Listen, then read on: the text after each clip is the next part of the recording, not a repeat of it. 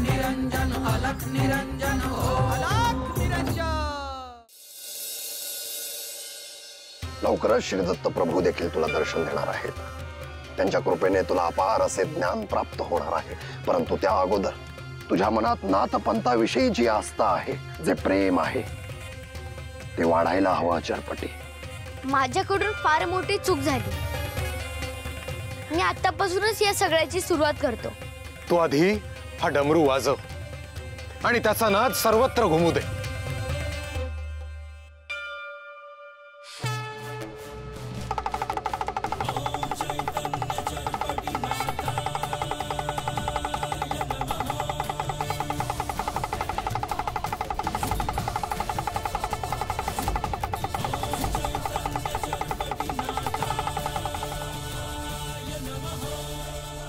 डमरू या वाद्याला फार मोठे महत्व आहे चरपटी। ते साक्षात श्री महादेवांचं वाद्य आहे, प्रिय वाद्य। तसेच हे प्रथम वाद्य आहे। याचा नाद, यातून निघणारी स्पंदन ह्या शुभ शक्तींना दूर सारतात। सगळ्या नाथांनी त्यांची ऊर्जा यात तुला प्रवाहित करून दिलेली आहे। तेव्हा संकटकाळी हा डमरू वाजव, तुला अशुभ शक्ती काहीही करू शकणार नाही। आता तू साधनेला सुरुवात कर। उद्यापासून ब्रह्ममुहूर्तावर उठ, दिवसा इथे ये। आपण एक एक गोष्ट शिकत पुढे जाऊयात। होय गुरुवर।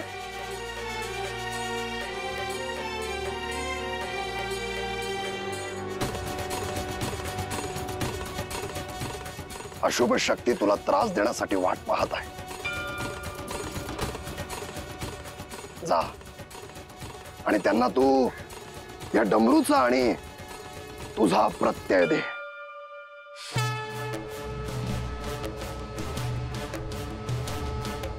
ब्रह्मदेवापदस्पर्शी जन्मला सिद्धयोगी विप्पलायन नारायण अवतरला।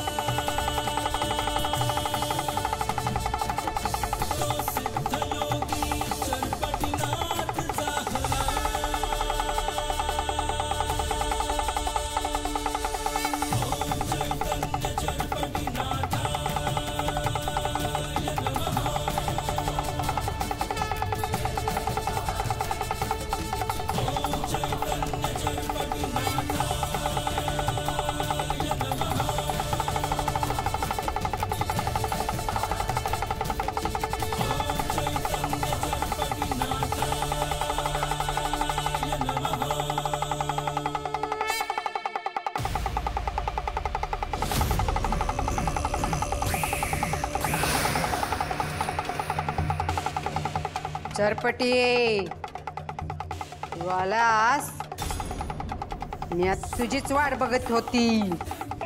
मीही तुला भेटायला येणारच होतो। चरपटी तुझं डमरू वाजवायचं थांबिव। तू तुझं विद्रूप रूप दाखवायचं बंद कर, मगच डमरू थांबेल।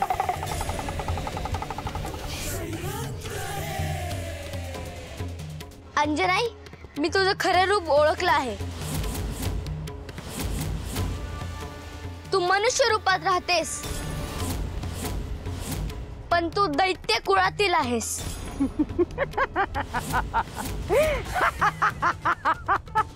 चरपटी तुला तुझ्या घरातूनच काय अख्ख्या गावातून बाहेर काढणार हाय म्या। तुला कुठं बी सुखाने जगू द्यायची नाही म्या। तू लोकांना त्रास देतेस, म्हणून आता मीच तुला गावातनं बाहेर काढणार आहे आणि दुर्गम वनात नेऊन सोडणार आहे।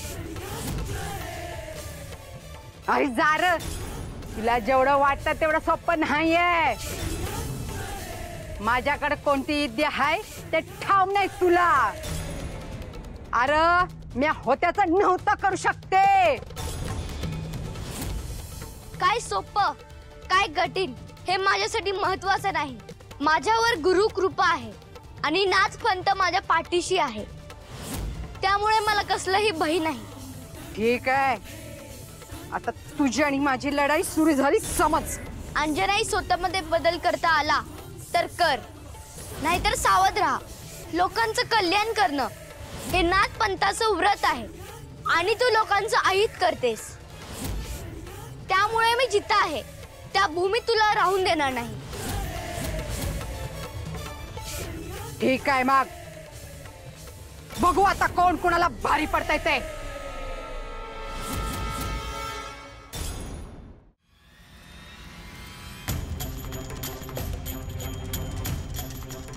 सत्याशीर्वाद दादा, ओ वासुदेव दादा, चंद्रा बहिणी, काकी, ओ काकी, ओ बाहेर या.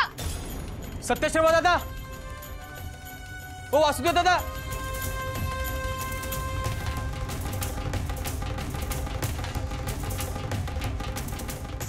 काय ग रमा, काय झालं? एवढी हाका का मारतेस? काकी, अहो गोष्टच तशी घडली आहे. आपल्याला तिकडे जायला लागल.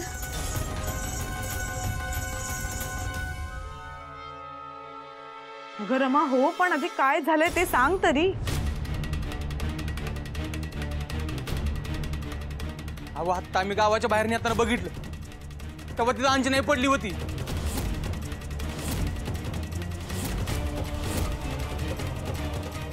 पडलेली आहे म्हणजे? गोविंदा, जे काय घडलंय ते कळलं असेल तरी सांग. अहो दादा, म्हणजे अंजनाई बेशुद्ध पडली.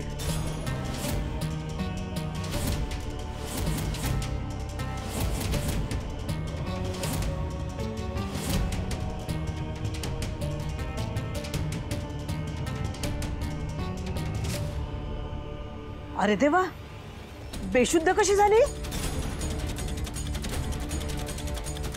तिच्या मागे तो काळा धूर लागला होता, त्याने तर झालं नसेल ना?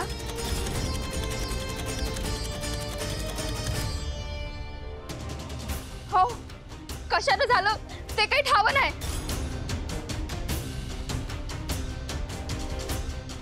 पण हे सगळं तुम्ही नर्मदाला कळवलं का? नाही, आम्ही पहिला इकडेच आलो.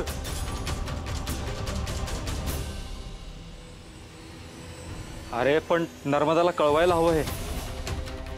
गोविंदा, तू जाऊन कळवतोस का तिला हे? होय. थांब, मी हाक मारते. नर्मदे, अगं ए नर्मदे, इकडे ये. काय ग काकी, काय झालं? अन तुम्ही समदे असे का अंगणात उभे राहिलात? काय घडलंय का? अगं नर्मदा ताई, तुझी आई तिकडे बेशुद्ध पडली आहे.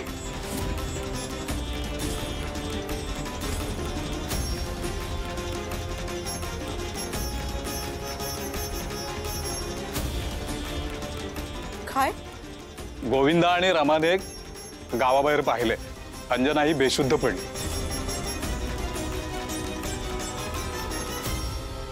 हो, काय सांगताय काका? असं कसं झालं? गोविंद दादा, तुम्ही कुठं पाहिलं आईला? अगनरमध्ये ते काहीच माहित नाही. अहो, पण अशी कशी बेशुद्ध पडली आई? मला तिकडे जावं लागेल. कुठं आहे ती? नर्मदा ताई, घाबरू नकोस, काही झालं नसेल अंजनाईला. नर्मदा, आपण सगळेजण जाऊ तिकडे आणि पाहूया.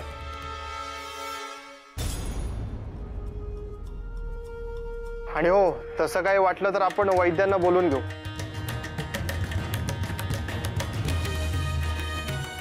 चला चला, मी पण येते. ठीक, चला.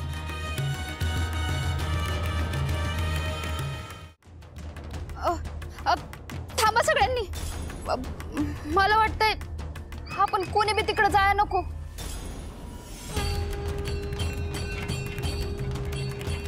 अगं काय बोलतेस रमी? अगं तिकडे अंजनाई बेशुद्ध पडली, आपल्या समजाने तिकडे गेलं पाहिजे. हवं, पण तिकडे जाऊन आपल्यालाच काय झालं म्हणजे? तिकडे जाऊन आपल्याला कशाला काय होईल, उगाच काही बोलू नकोस. हो दादा, समजा गावाला माहिती आहे की अंजनाई चेटूक करती, पूजा करत असती. आणि तो बी तसलाच काही प्रकार असला तर हो, तिची विद्या तिच्यावरच उलटलेली दिसते. त्यात आपल्यातल्या एखाद्याचा जीव न जाया.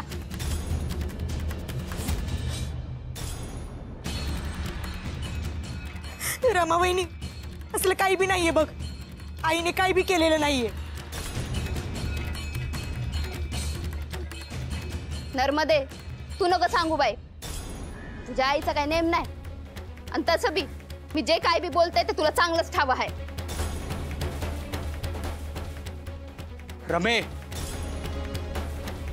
उगा समजासने काय सांगू नकस. तू स्वतःच्या डोळ्यानं बघितलंय का? हवं मीच काय, समजा गावानं पाहिलंय. असा काळा धूर कुणाच्या मागं पडणं ही काय साधी गोष्ट आहे? नाही, नक्की ते चेटूकच आहे.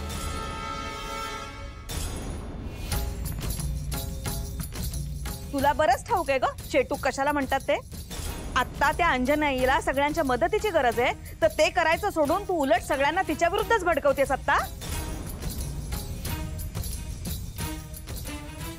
मी कुणाला भडकवीत नाही काकी, उलट समद्यांचा जीव वाचवावा हेच बघते.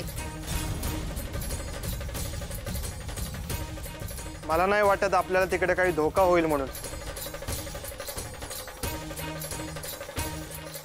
हो, काही होण्या न होण्यापेक्षा माणुसकीच्या नात्यानं आपण तिकडे जायला हवं आणि तिकडे काय घडलंय ते पाहायला हवं. हो पण काका. जाऊ द्या काका, तुम्ही कुणी बी येऊ नका माझ्यासोबत.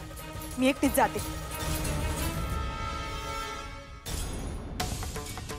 तशी बी आईला याची बेशुद्ध पडली. मी आधीच जायला पाहिजे होत. जाते मी. थांब नर्मदा, आम्ही येतो तुझ्या सोबत.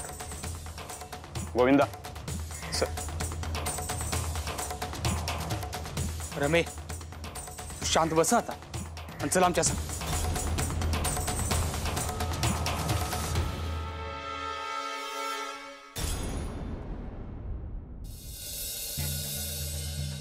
दादा, अरे गणा, श्रीपाद आणि सुमतीताई कुठं आहेत? या ना, काही काम होतं का? वय, त्याचनी एक गोष्ट सांगायची होती. बाहेर बोलिवता का? होय, बोलवतो. सुमती, श्रीपाद, जरा बाहेर या बरं.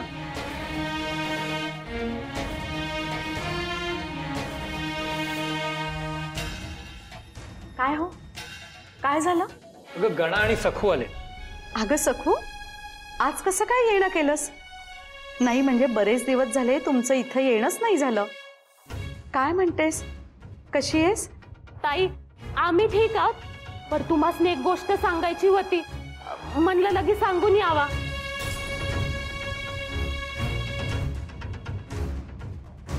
अगं मग बोल की. ताई, श्रीपाद, आपले बोपन्न आहेत का नाही, त्यांच्या घराच्या समोर एक माणूस बसला होता.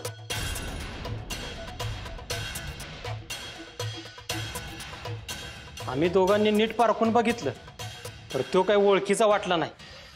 बाहेर गावचा कोणीतरी आहे. बाहेर गावचा कोणी माणूस अण्णांच्या घराबाहेर का बसेल?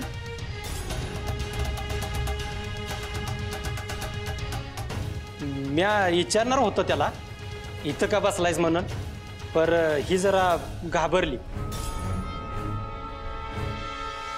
असा कोण बरं माणूस असेल आणि त्याचं अण्णांकडे काय काम असेल? तो काय साधा सुद्धा माणूस वाटत नाही बरं. श्रीपाद, बाळा, अरे हा काय प्रकार आहे सगळा? कोण, कुठला माणूस हा? आणि तो अण्णांच्या घराकडे असा एकटक काय बघत बसलाय?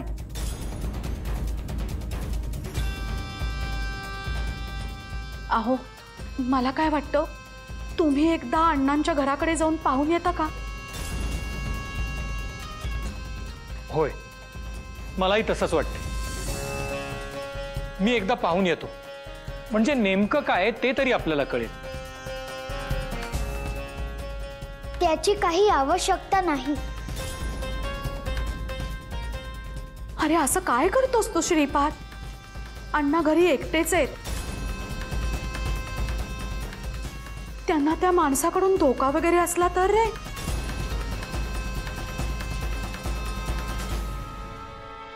गणा दादा, तुम्ही एक काम करा.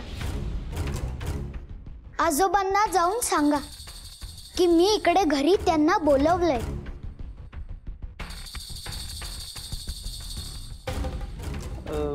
होय, आम्ही सांगतो त्यासनी.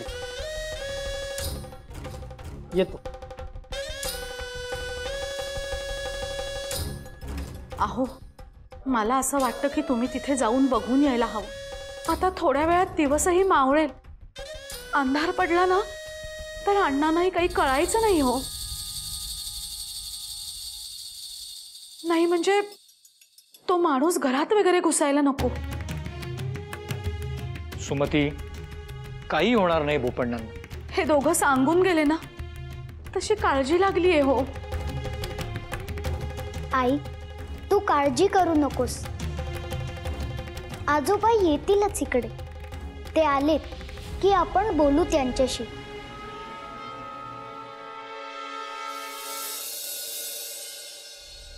मी गावात ऐकलंय की तिच्या मागे काहीतरी काळा धूर लागलाय म्हणे. हा सगळा नेमका काय प्रकार आहे काही समजत नाही. भाऊजी हो, आम्ही स्वतः पाहिलंय. मला असं वाटतंय सासूबाईंना यातलं काहीतरी माहिती आहे. आईला? पण आईला यातलं कसं काय ठाऊक असेल? अहो भाऊजी, सासूबाई अंजनाईकडे गेल्या होत्या तुम्हाला माहिती आहे ना. त्या तिथून आल्यानंतर चरपटीच्या जेवणातून काळा धूर निघाला. हो ना, तो तर खूपच भीतीदायक होता. तुम्ही घरी नव्हतात, पण आम्ही पाहिलंय. जेवणातून निघालेला तो धूर अंजनाईच्या घराकडे गेला आणि तिच्या पाठीमागे लागला. आता या सगळ्या प्रकाराचा नेमका काय अर्थ घ्यायचा? जाऊबाई जे म्हणतात ते मला पटतंय. आणि मला असंही वाटतंय की तो धूर अंजनाईच्या मागे लागल्यामुळे ती धावत धावत गावाबाहेर गेली आणि तिकडेच काहीतरी झाल्यामुळे ती बेशुद्ध पडली असेल. म्हणजे वहिनी, चंद्रा, तुम्हाला असं म्हणायचंय का की आई आणि अंजनाईने चरपटीच्या जेवणात काहीतरी मिसळलंय आणि मग त्याचाच काळा धूर होऊन ते बाहेर पडलंय? तसं आम्हाला पक्क माहित नाही, पण आम्हा दोघींना तशी शंका आहे. कारण कधी नव्हे ते सासूबाई चरपटीला जेवणासाठी आग्रह करत होत्या, त्याच्यासोबत प्रेमाने बोलत होत्या. आणि तेव्हाच आम्हाला वाटलं की सासूबाईंच्या मनात काहीतरी वेगळं सुरू आहे. असं काहीतरी असेल तर मग आपल्याला आईला विचारायला हवं. पण भाऊजी, त्यांना विचारणार कोण? म्हणतात ना, मांजराच्या गळ्यात घंटा बांधायची कोणी?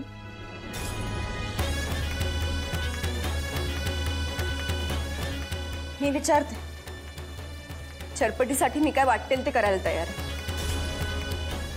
आई, कोणीही आजीला विचारायला जाऊ नका. ज्याच्या त्याच्या कर्मानुसार ज्याला त्याला फळ मिळत असते. अरे पण चरपटी, ते अन्न तू खाल्लं असतं तर काय झालं असतं याची कल्पना आहे का तुला? ते ठाऊक आहे मला. ते विष माझ्या पोटात गेलं असतं तर मला त्रास झाला असता. पण माझी काळजी घ्यायला तुम्ही सगळे आहात ना. नाथ माझ्या पाठीशी आहे. माझा मित्र गोपू आहे. त्यानेच मला सूचित केलं होतं. तो मंत्र म्हणायला त्यानेच मला सांगितलं. मी तो मंत्र म्हटला म्हणून तर ते अशुभ अन्नातून बाहेर पडलं.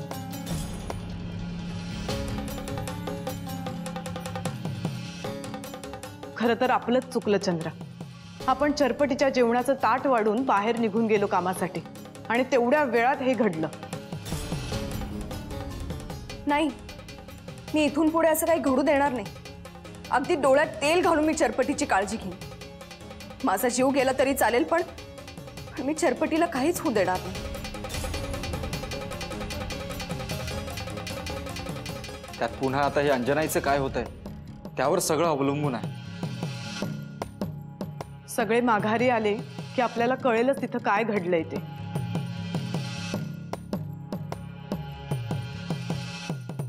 सगळे आल्यानंतर मी सासूबाईला याबद्दल विचारणारच आहे. आणि आता ते माझ्यावर रागवले तरी चालेल.